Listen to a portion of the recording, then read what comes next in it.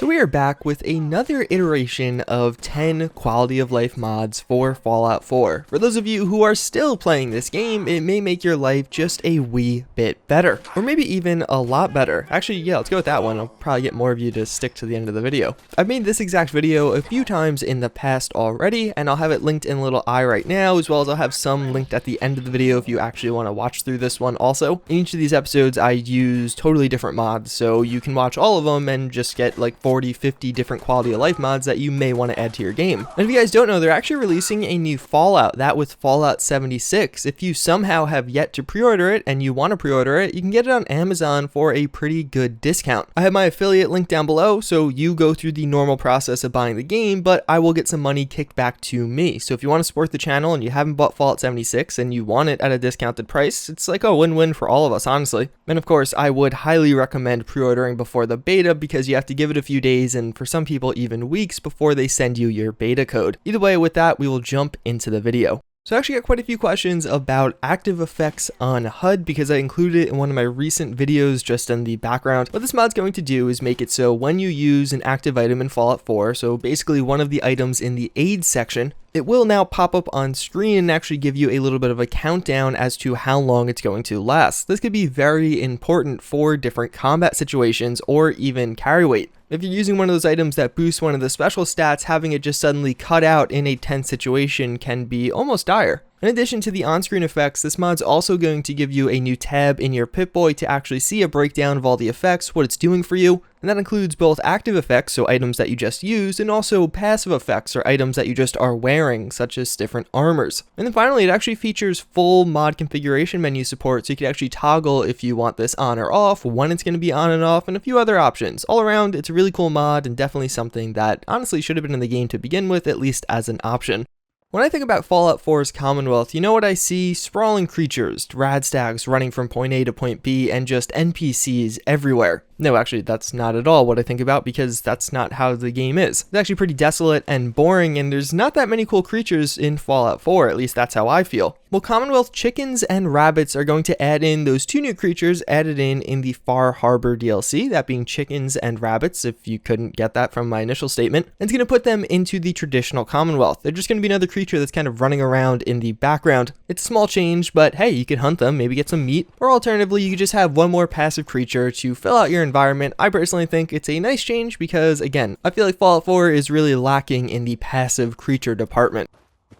Bethesda missed a few opportunities with Fallout 4. One such opportunity is making it so pickpocketing actually gives you experience. I personally find pickpocketing to be one of the most tense and honestly risky situations in the game. Maybe it's because I play on survival, or maybe it's because I'm just a pussy, but either way, if lockpicking and hacking give you experience, pickpocketing definitely should, and this mod's going to make it so it does.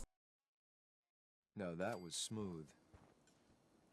I actually really like this one in particular. Swinging animated meatbags can be interpreted in a number of ways, but taken in the Fallout 4 modding context, it's going to make it so those super mutant meatbags that you always stumble upon now will swing a little. And in addition, there'll be a bunch of flies flying out of it, and there's noises. Maybe the noises were there before, but I never noticed them, and I noticed them now. It's honestly a super minor change, but when you actually look at them, when you're walking through some of these different super mutant settlements, it is a nice change. It's a nice little ambiance to hear the flies eating away at the rotting flesh of something. I actually don't know if flies eat flesh. I mean, I assume so. That's why they jump on you, right? Either way, it's a simple change, but I think a pretty cool one. Actually, one of the cooler mods on this list, I would say. Except the last one. That is by far the coolest. So please watch to the end. Alright, so I'm going to have to kind of prep you guys for this one. It's a little bit on the more confusing side. Lootable Cars is going to make cars lootable. I'm reading the comments on some of my recent videos, and I kind of just have a good understanding of my audience now, I think. So I know for a lot of you, that title will be pretty confusing. But more or less, you know those things that have typically 4 wheels in Fallout 4, and when you walk past them, nothing happens? Well, now when you walk past them, there's actually going to be like a little inventory thing that pops up, and you could actually loot things out of them. Pretty revolutionary. And this mod author actually took it to the extra step. Blown up cars are not lootable. So if you really want to get those items, you gotta dash in before one stray bullet hits the car, because seemingly that's all it takes nowadays to blow them up.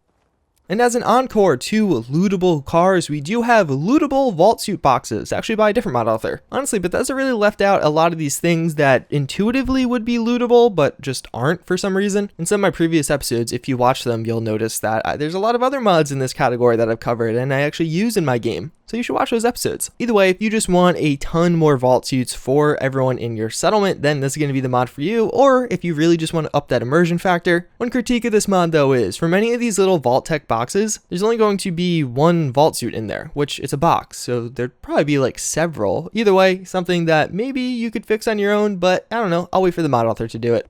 The safes in Fallout 4 honestly make no sense. A lot of times you'll find things that really should only be present after the war, like pipe weapons, super rusted pipe weapons. Why would that be in a safe that has seemingly been locked shut for hundreds of years? Well, this mod's going to fix that. It's going to take out the pipe weapons from pre-war safes and put in something else, like a 10mm pistol, a shotgun, a fat man. No, that's actually not going to be one of the things that you could find in these safes now. It's a fairly minor change, but honestly, through playing Fallout 4 several times, you'll notice that pipe weapons are overly abundant and at pretty much all levels you encounter them, and it's almost a little bit frustrating. Most of the time by level like 2 or 3, you'd find something better already and you just start ignoring that and that ammo type. So one mod that's going to make them a little bit less abundant in your game should be a download for you. It's definitely a download for me.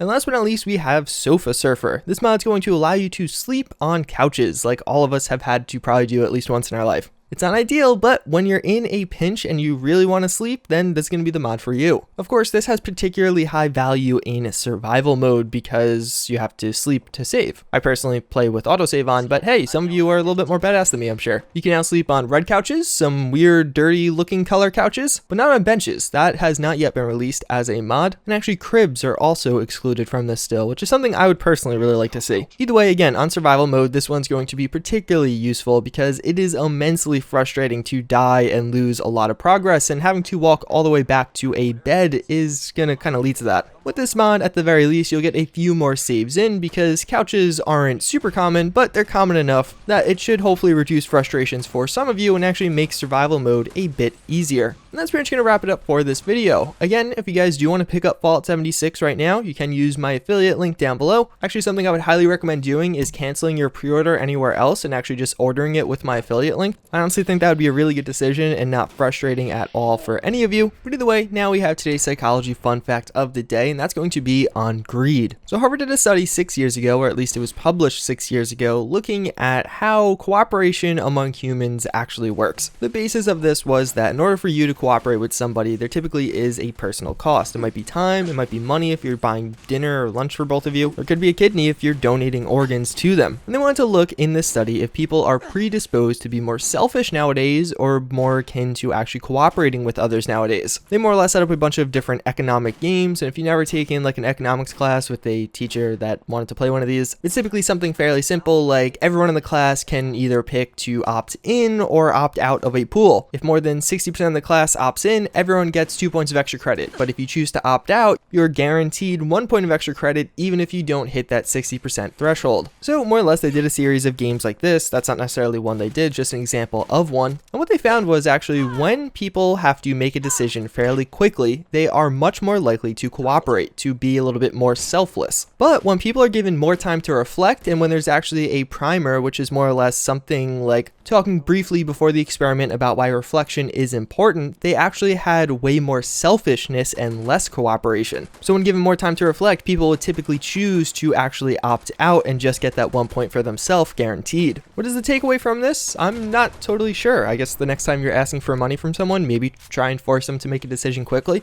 Either way, it's pretty much going to wrap it up for this video. As always, again, I thank you all for watching. I hope you enjoyed, and I hope to see you all next time. Later.